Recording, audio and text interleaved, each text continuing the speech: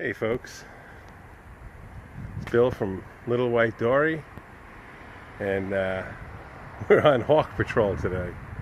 I just saw a rather large hawk hanging out up in the tree, and the way I realized there was something wrong is I have a video camera, I guess you call it a closed circuit, and it's wireless and I can move it around, and I have it sitting, well, I'll show you where I have it. I can try to show you. Let me show you what we got here. So the coop is now closed because of the hawk. And I'm looking up there and I'm seeing a bird. But that, I believe, is just a mourning dove. I can't be sure. It doesn't look like a hawk. It's nowhere near the size. So let's see, where's my camera? I gotta open up and then I'll show you.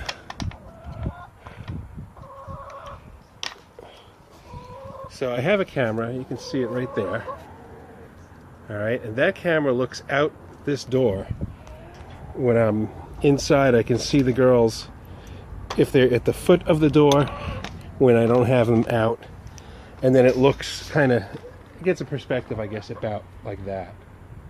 And it looks down the lane there along the side of the fence.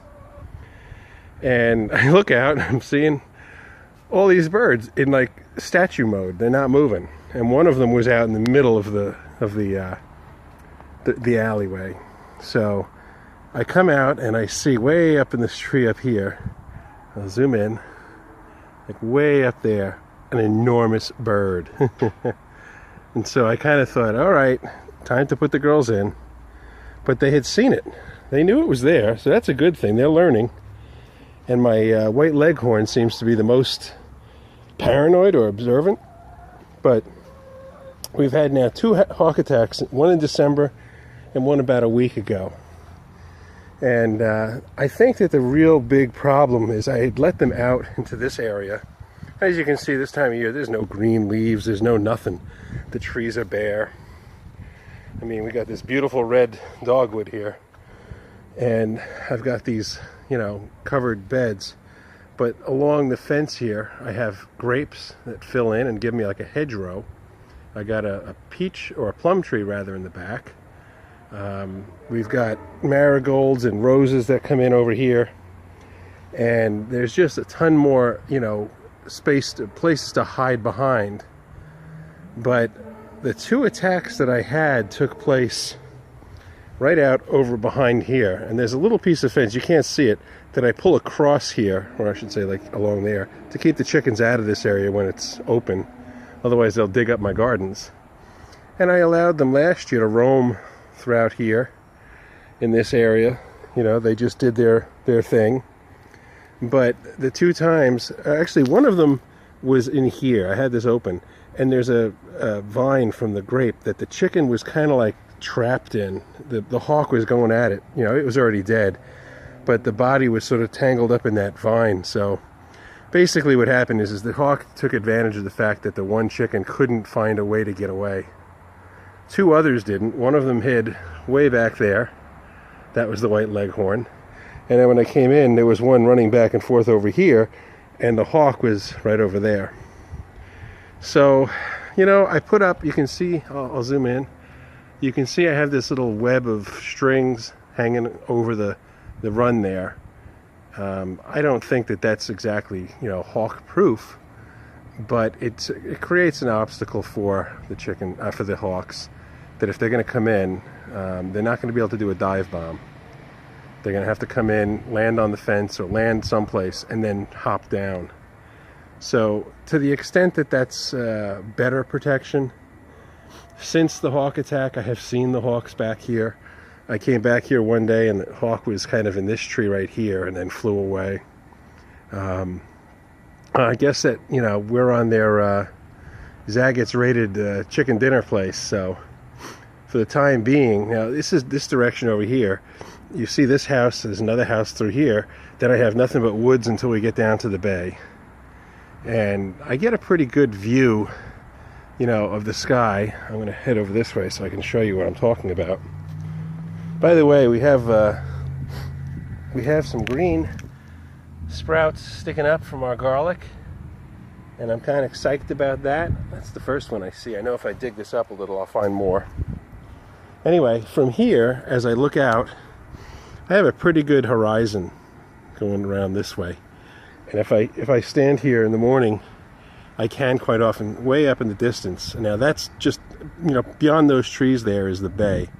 Well, actually I shouldn't say that. It's a large field from the Bourne Mansion, as in Bourne Identity, different Frederick Bourne, singer sewing machine fame. He was the businessman, not the inventor. But huge estate and a large field. So I can see the hawks now frequently, you know, hovering. I have a little video, I'll try to tape that in, where I saw one of them. It's not a very good video, but you'll see the view from the sky. And I'm scanning the sky now, and I don't see anything.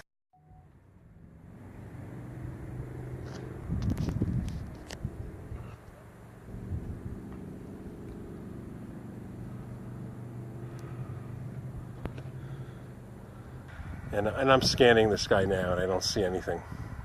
So that's a good sign for now. The hawk probably went away, but the girls are in for the day. They've been out for a little while. I gave them some cabbage. And otherwise, it's supposed to snow here tonight. Yesterday I had the chickens out, and they did a whole lot of digging and turning the dirt for me here. You can see they get right down in there. Oh, I know what I can show you. Let's see if they're still today. Yeah, here they are.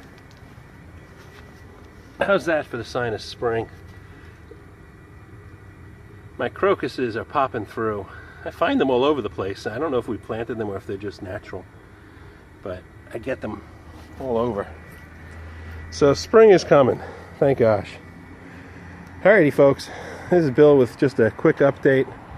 And actually, you know what I'll do? I'll take you inside and I'll show you what I'm doing inside, because I'm out here cold. It's getting chilly. I've been starting my seeds, and I'll take you down in the basement. We'll show you the progress. I know I've been down here before. I hope the camera doesn't fog up, but I have a feeling it might. Well, it doesn't appear to be. My glasses are, but... So I spent a few bucks, and I bought a rack. I put some wheels on it. You got some light fixtures. Let's see, I'll turn them on.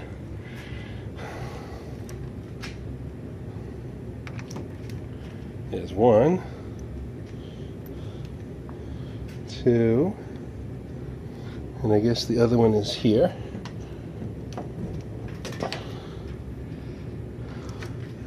And then we got that one.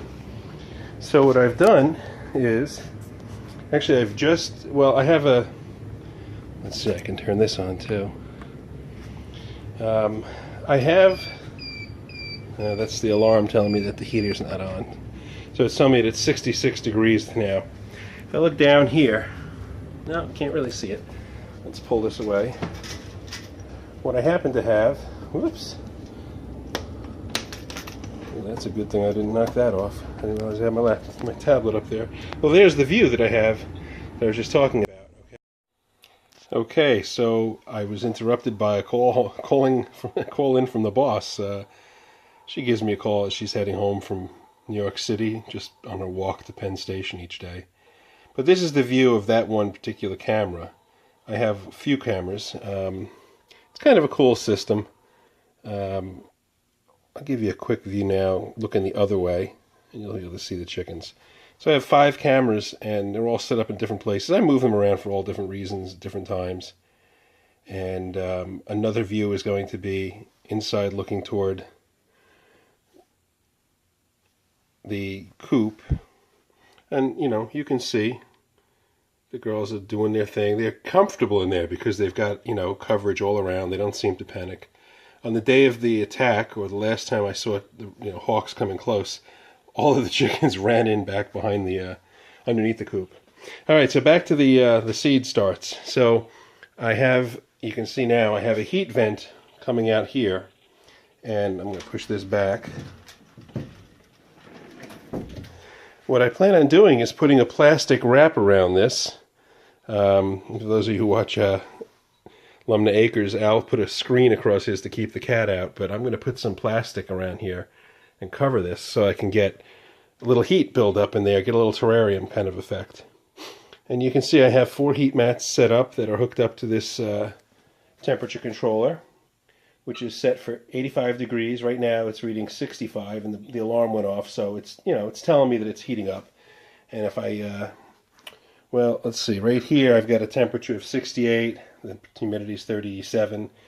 I got a bunch of thermometers and I'm playing around. This 43% humidity up here, 37 there, and I have some heat mats. Now, what I just did today was to come over here. It's a little darker here, so I apologize for that. And I filled 4 flats worth of 6-pack seed starting cells, and I'm in the process of getting them all dampened off. There's no seeds in them yet.